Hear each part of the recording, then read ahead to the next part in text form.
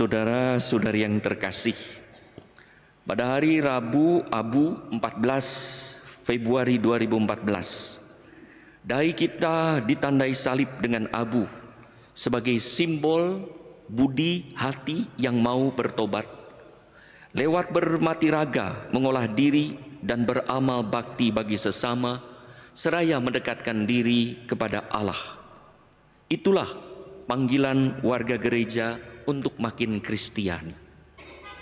Pada tanggal yang sama, kita juga akan menunaikan tanggung jawab kita sebagai warga negara.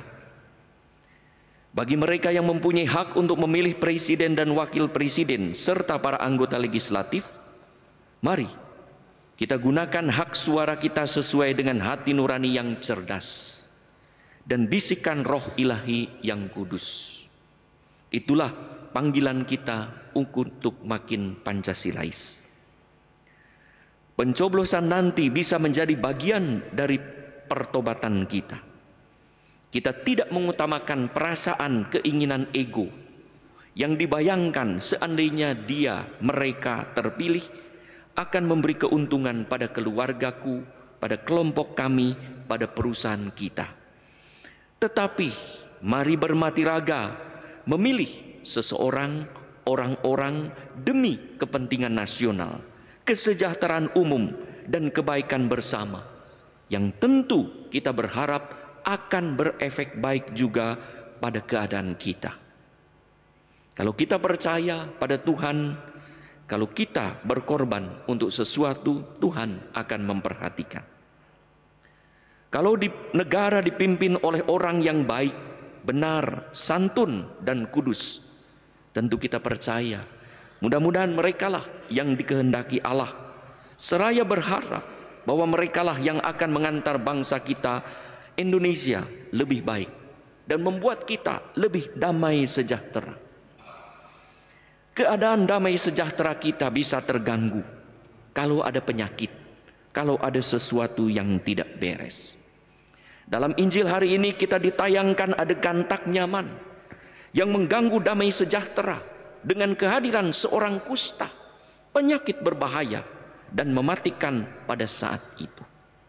Orang kusta pada zaman itu bukan sekedar sakit badani, tetapi juga sakit sosial, sakit rohani, karena dianggap bersalah pada masyarakat, dan sakit spiritual karena dianggap berdosa pada Allah.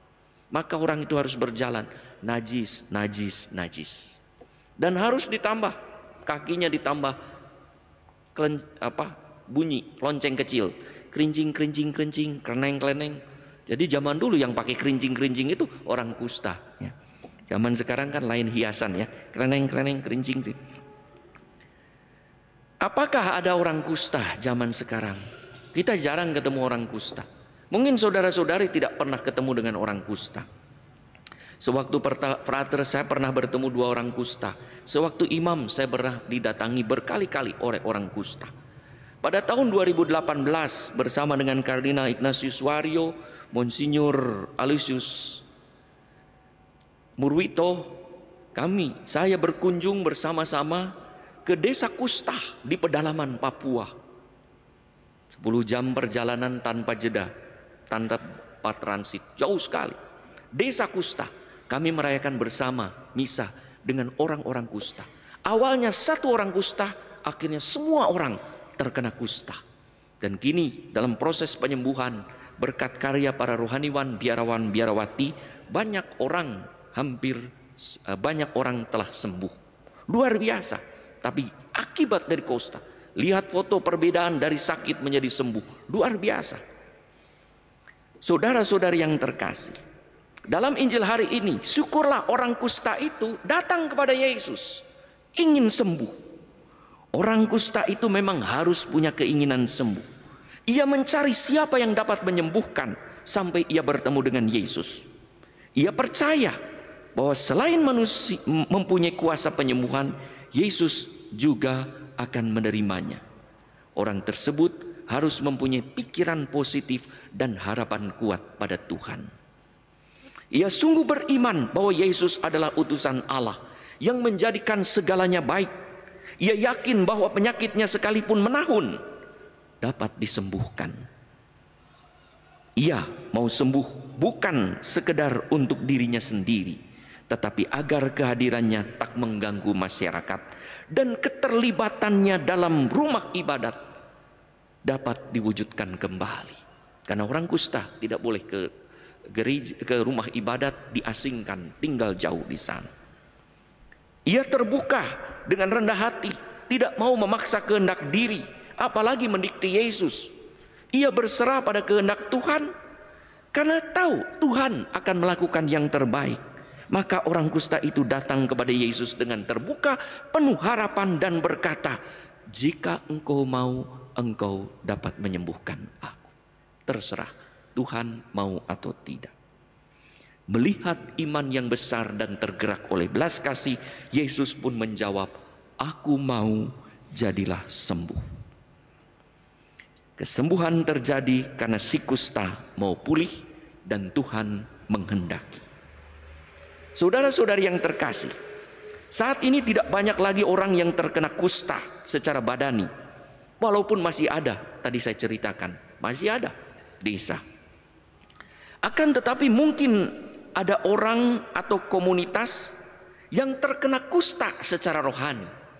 Bisa jadi kita sendiri atau keluarga kita. Secara familial, keluarga kita, secara intelektual dalam berpikir, secara sosial dalam berinteraksi dengan masyarakat, secara politik dalam kehidupan bernegara. Sebagaimana kusta badani, kusta rohani ini berbahaya, berbau, menular, dan bisa mematikan. Kita bisa terjangkit kusta egois di dalam keluarga. Bisa ada orang yang memikirkan diri sendiri dan senangnya sendiri, hingga tega mengkhianati pasangan hidup yang kemudian berpengaruh pada anak-anaknya, di mana orang mulai saling membenci, menjelekkan, dan tak membutuhkan. Untuk itu muncullah kelompok-kelompok, komunitas-komunitas yang memperbaharui kehidupan keluarga di dalam gereja, seperti Marriage Encounter yang berkata, "We love you, we need you." Kami mencintaimu, kami membutuhkanmu. Atau kita bisa juga terjangkit kusta intoleran dalam kehidupan bermasyarakat dan beragama. Kelompok tertentu mempersalahkan kelompok lain sebagai sesat dan mau membinasakan kelompok agama atau budaya tertentu karena tak sama. Gus Dur, seorang tokoh agama, budaya dan bangsa, pernah berucap, "Yang sama jangan dibeda-bedakan, yang beda jangan disama-samakan." Artinya manusia sama, jangan dibeda-bedakan. Agama yang berbeda jangan disama-samakan. Kementerian Agama pun mencanangkan toleransi dan moderasi beragama. Ada juga mungkin orang yang terkena kusta karena kesesatan berpikir, apalagi menjelang pemilu saat ini, hingga orang mudah terpancing emosi dan mudah menjadi baper, bawa perasaan. Tokohnya, idolanya diomongi orang, ikut marah-marah, ikut ngambek dengan berbicara bohong dan bertindak tak sesuai dengan tuntutan moral demi idola paslon yang diusungnya. Untuk itu beberapa tokoh bangsa dan agama menyerukan perlunya bertindak sesuai hati nurani, sabar dan sadar. Ada juga mungkin orang yang terkena kusta secara politik. Partai tertentu menjelekkan partai yang lain, atau oknum penguasa atau oknum pejabat publik tertentu bertindak tidak sesuai dengan hati nurani dalam kehidupan berbangsa dan bernegara sesuai cita-cita Pancasila. Hingga terganggu cita-cita Pancasila dan harapan demokrasi pun takut atau khawatir tercederai. Untuk itulah para akademisi, termasuk guru besar lebih dari 60 perguruan tinggi, menyerukan gerakan hati nurani untuk menyelamatkan bangsa. Kusta badani, kusta familial dalam keluarga, kusta intelektual, kusta sosial, dan kusta politik pun berbau dan berbahaya. Bisa menular dan bisa menjalar, hingga orang pun tak lagi tergerak hati nuraninya untuk berpikir baik. Maka mari kita mohon kepada Tuhan, datang kepada Tuhan untuk sembuh. Kalau kita mau sembuh dan beriman pada Tuhan, Tuhan pun akan menyembuhkan kita. Saudara-saudari yang terkasih, pada tanggal 14 Februari 2024 ini kita akan mempunyai kesempatan rahmat, meningkatkan kehidupan beragama, berbangsa dan bernegara. Beragama dengan cara berpuasa lewat Rabu Abu, berbangsa dan bernegara lewat pemilihan umum agar makin baik, terhormat dan bermartabat, dengan cara memilih calon presiden dan calon wakil presiden serta anggota legislatif yang bebas dari kusta rohani, keluarga, intelektual, sosial dan politik, hingga dapat memimpin kita menuju Indonesia yang lebih baik. Maka datanglah ke TPS, cobloslah sesuai dengan hati nurani yang cerdas, karena ada juga hati nurani yang tumpul, dan sesuai dengan bisikan roh ilahi yang kudus, karena ada juga roh yang kudis. Jangan berdebat, jangan ribut dalam keluarga, dalam gereja, dalam kelompok dan masyarakat karena perbedaan pilihan. Beda pilihan itu biasa. Ya. Jangan orang berkata, Bu, nanti pilih ini ya, kalau tidak pilih ini nggak akan dikasih uang belanja. Berdebat ribut, pokoknya iya dulu, iya baik Pak, atau Pak nanti pilih ini ya, awas kalau tidak tidur di luar. Nggak usah berdebat, baik Bu, nanti sampai di TPS coblos sesuai dengan hati nurani, nggak usah ribut. Karyawan-karyawan kok harus milih ini ya, kalau tidak milih tidak akan dikasih angpau. Coba ya, ya Bu, ya Pak, angpaunya terima aja dulu ya. Nanti kalau tidak, bukan politik uang, nanti politik angpau lagi ya. Makanya, nah, pokoknya jangan ribut sesama anggota gereja, sesama masyarakat. Jangan berdebat. Pokoknya kalau orang bertanya, beri jawaban. Kalau orang tidak bertanya, jangan diberi jawaban. Tenang saja. Iya, damai kan? Nanti waktu pemilihan, coblos saja sesuai dengan hati nurani dan bisikan roh ilahi. Tidak ada yang tahu. Tidak ada yang tahu. Yang tahu hanya diri sendiri yang terhormat, punya martabat, dan Tuhan yang maha tahu. Coblos. Begitu keluar, kamu milih ini. Kamu milih ini. Wah, yakinkan pasti menang seini. Waktu dihitung, lo kok keluar situ? Ya Anda tahu itu namanya mujizat. Gitu ya. Tuhan berkenan. Pokoknya ya, jangan ribut ya. Habis pemilihan kita kan bersaudara. Pemilihan sekali atau 2 kali kalau ada 2 periode ya.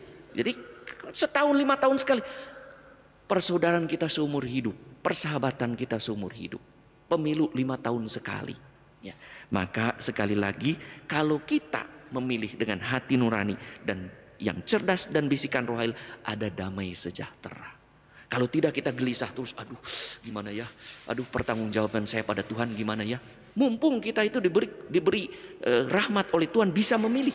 Karena ada yang tanggal 14 itu orang tidak bisa memilih karena sakit, orang tidak bisa memilih karena kemampuan pikiran tidak, orang tidak bisa memilih karena kemampuan fisik lain. Kita punya kemampuan badani maupun rohani untuk memilih. Saudara-saudari yang terkasih, dengan begitu mudah-mudahan pemilu berjalan dengan damai. Saya optimis kalau semua melakukan sesuai dengan fungsi dan posisi masing-masing akan damai. Dan siapapun yang terpilih mudah-mudahan bebas dari kusta rohani dan siap membersihkan bangsa kita dari gejala kekhawatiran atau dugaan kusta rohani. Jika memang sakit atau jika negara kita sedang tidak baik-baik saja, syukur kalau sedang baik-baik. Kalau ada kusta egois, kesesatan berpikir, intoleran dan hidup tak beretika, mari datang kepada Tuhan dengan berkata, Tuhan, jika Engkau mau, Engkau dapat menyembuhkan aku. Mudah-mudahan kalau kita percaya dan mau, Tuhan pun akan menjawab, aku mau, jadilah engkau sembuh. Aku mau jadilah keluargamu sembuh. Aku mau jadilah gerejamu sembuh. Aku mau jadilah masyarakatmu sembuh. Aku mau jadilah bangsamu Indonesia sembuh.